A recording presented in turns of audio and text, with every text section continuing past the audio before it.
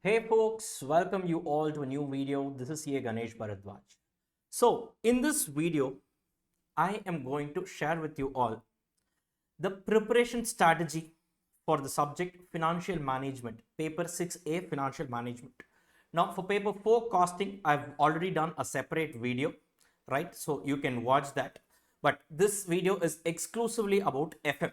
And let me be very clear at the beginning itself. Here I am only going to talk about FM, not about SM, right? FM and SM put together is 100 marks. So FM is only for 50 marks in your exam, right? So now basically this video is meant for students who are just about 2 months away from their exams, where they want to prioritize their revision, right? If you are learning the subject itself for first time, then I would prefer that you better watch this video at the time when you are just 2 months away from your exam, or maybe by the time you are appearing for November 2023 or November 24 or later onwards. So anyways, by the time I will be making a separate video for your attempt. This video is exclusively for students who are going to appear for their May 2024 exams, right? Fine. And I'm recording this video on the 24th of Feb. Now, as you all know, financial management. So this paper 6 actually has two parts in it: financial management FM and strategic management SM. Each of these components carry 50 marks each, right? Back then, right, under the old syllabus, it was 60-40, but now they have made it 50-50, right? This is the difference they have made, and they have removed one chapter from FM, that risk analysis in capital budgeting. Not a very great chapter, but yes, they have removed it. So as per your institute study material, you will be having 9 chapters, but as per our handbook, right, I have given you guys 10 chapters. That is one chapter extra I've given. That is nothing but time value of money concepts, right, which is actually a backbone to enter into financial management. Now guys, institute has clearly told that out of 100 marks, that is every paper, 30% of the weightage will be from MCQs, and institute has made it very clear. Now you guys are going to sit for the first attempt of this new syllabus. So now, sir, in FM and SM, is it going to be exactly 15 marks for MCQs from FM, 15 marks for MCQs from SM? Is that how it's going to be? That's how we are expecting, because as on date, there is no clarity on this. Exactly this is how it's going to come. No, we don't have a clarity on that, but this is how we are expecting. When the institute says 30% of every part will carry our MCQ. So that's how we are expecting. So going by that expectation, I am actually preparing this strategy video. And generally, if you see all the 100-mark paper, your question paper gets printed for 120 marks. Generally, out of this, you need to write for 100 marks. That is, choice will definitely be there.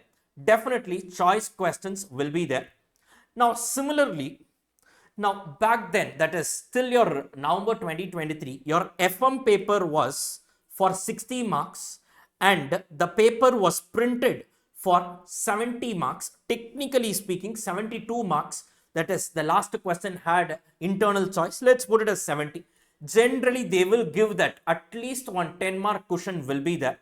So here I am expecting that they will be giving you a same 10-mark choice will be there. So your FM paper will be printed for 60 marks. This is the best possible, expectation that we can have, because generally they will not, there has never been a case where institute is tested. If it is a 50-mark area, they will test for the entire 50 marks. No, it generally will not be like that.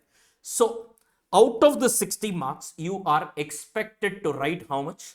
50 marks. So this is the writing on the wall. It's very clear. Now, out of this, MCQ carries 15 marks. This is what we are expecting. Guys, this exact breakup, we will not know till the time institute releases at least one mock test paper. For every attempt, 2 Cs of mock test paper will be released. But this is the best possible expectation we can have based on whatever has been prescribed by our institute. Clear with this? So 15 marks will be coming from your MCQs, which means out of the 60 marks, balance 45 will come from descriptive. Out of this, you need to attempt for 35 marks. Clear with this? This is how it will be. We are expecting it to be, right? When I say descriptive, it means what? You need to take your pens out and solve the numerical problems. Of course, it might be having one theory question also. So out of this internal choice, it could be there. Clear with this, guys? This is how generally it gets tested. Now, overall, you need to attempt for 50 marks, out of which 15 marks comes from MCQs, and you need to attempt 35 out of the 45 marks in your descriptive area. This is how we are expecting the paper to be, right? A fair expectation. I wouldn't call this a prediction or not, based on the institute's past, the manner of testing and whatever is the notification and circular issued for your May 2024 attempt. I am expecting that this is how the question paper will be.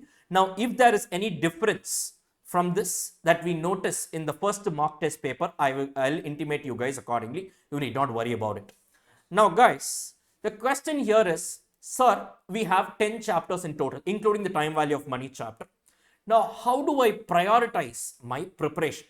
This is something that many students generally have. Now, in this video, I'm going to come up with this clarification as to how do you prioritize your preparation. Fine. So now your entire FM paper is going to be printed for 60 marks. So out of this, 35 to 40 marks, a very conservative note I am saying, 35 to 40 marks, ideally it should be 40 to 45. Still, I'm being more conservative. 35 to 40 marks will come from a certain set of chapters, right? And the remaining 20 to 25 marks will come from the remaining set of chapters. But if you see, if you cover these 5 chapters, and when I say 5 chapters, that includes the time value of money chapter, which is ideally not a part of your study material. Sir, if it is not a part of my study material, why I should do this? This chapter is like a backbone. Without doing this chapter, you cannot enter into the other chapters of our subject. So that is the reason why I would still say that if you've already learned this chapter, revising this chapter will not even take you 1 hour, max. I am saying, because only if you understand this chapter, you will understand the logic behind your cost of capital, capital structure, investment decisions, your ratio analysis, dividend decisions, not ratio analysis, dividend decisions and all. There are so many chapters that are interlinked with time value of money. Clear with this? So now this time value of money chapter may not be tested as such, but this is like oxygen. That's what I keep telling you all. It presents, you cannot see it, but its presence can be felt throughout the subject, right? Now, typically speaking, these 4 chapters, cost of capital, leverages, capital structure decisions, and your investment decisions, basically your capital budgeting, right? This 4 chapters plus 1, that is time value of money, these 5 chapters put together will generally be tested for at least 35 to 40 marks is what I'm expecting, because till now FM was for about 60 marks, right? Out of the 60 marks itself, so the paper got printed for 70, and out of this easily about 45 plus marks were coming from these chapters. At least some 40 to 45 marks easily were coming from this chapter. So I am conservatively saying 35 to 40 marks. Clear with this? 35 to 40. Look, you only need to get 50 marks, right? Paper gets printed for 60. You need to get only 50. Out of that, 35 to 40 marks come from these 5 chapters, right? Fine. So now first I would say prioritize and cover these 5 chapters. Prioritize and cover these 5 chapters. Now in a way, these chapters are interrelated. These 4 chapters, of course, time value of money is always interrelated. These 4 chapters are in a way interrelated. Leverages chapter does not have concepts from time value of money. Still, these 4 chapters, I would say, in some way or the other, it gets interrelated. Right, guys? Fine. Now, once you master these 5 chapters, you will have about 35 to 40 marks. Anyways, this is conservative. Let us say it comes of 40 marks. And assume you make some error in the exam, assuming even after that, you score at least 80% of whatever you get tested in these 5 chapters. 80% of 35, or let us say 80% of 40 marks will be around 32 marks. 32 out of 50 you will score here itself.